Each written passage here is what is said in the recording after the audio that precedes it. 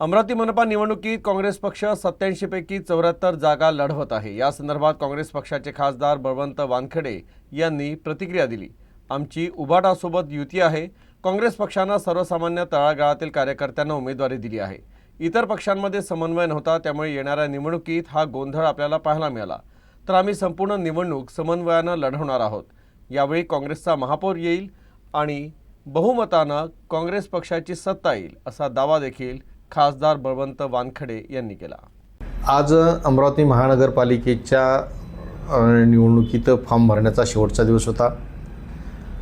आम्ही काँग्रेस, उबाटा आणि रिपाई मिळून ही निवडणूक लढत आहोत आणि जवळपास 74 सीट्स ह्या काँग्रेस पक्ष लढणार आहेत आणि 13 हे मित्रपक्ष लढणार आहेत। तर या निवडणुकीत काँग्रेस पक्षाच्या वतीनं जे सर्वसामान्य कार्यकर्ता आहे, जो तळागाळातला कार्यकर्ता आहे, त्याला उमेदवारी देऊन एक चांगला पायंडा पाडलेला आहे।